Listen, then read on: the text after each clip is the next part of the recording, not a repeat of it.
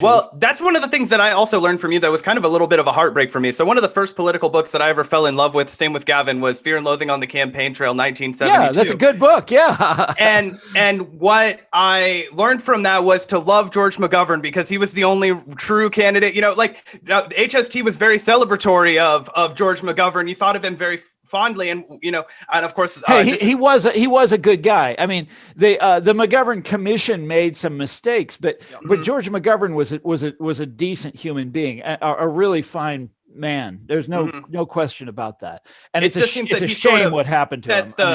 You made that excellent point, and gosh, I can't remember which book it's in, but it's in Listen Liberal. The Grapes of Wrath family, right?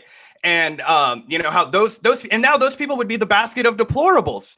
Exactly. And those are the people that we need to be reaching out with as a left. So I know we've gone way over the amount of scheduled time that we told you. But you're getting two things mixed up here.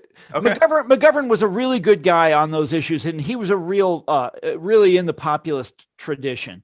And it is unfortunate that he got identified with this emerging, what they called the new politics, which is all about the white collar, highly educated.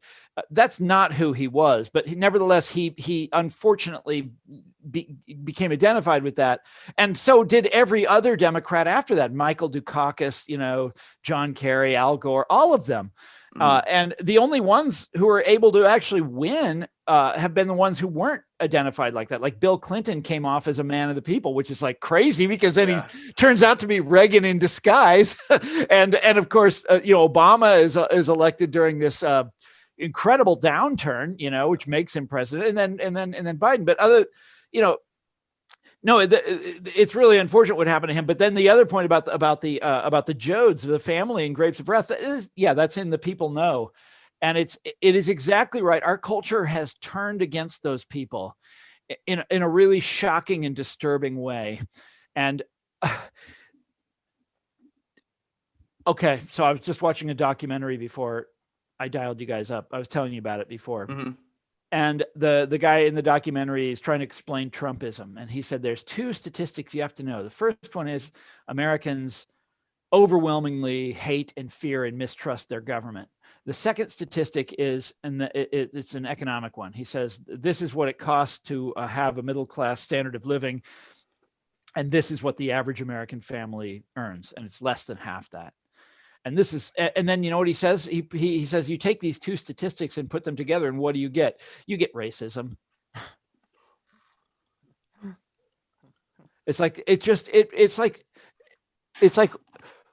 and these are the people who are like science over everything. This is a historian. This is a historian saying this. And it's like, no, that is not what you get. What you get is things like populism. What you get is things like the 1930s. What you get is reform.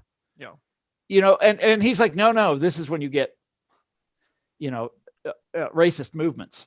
It's like, it's just like, what is wrong with us that we don't understand our own past anymore?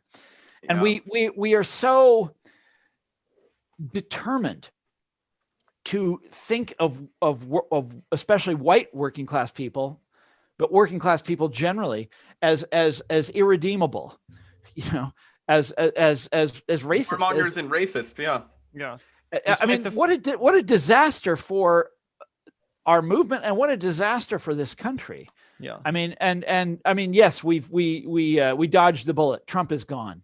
Hooray. I'm as happy about that as anybody I know. But if we don't figure this out, and soon, this stuff is coming right back. Anyhow, there's a good, we should probably say something optimistic to end this on.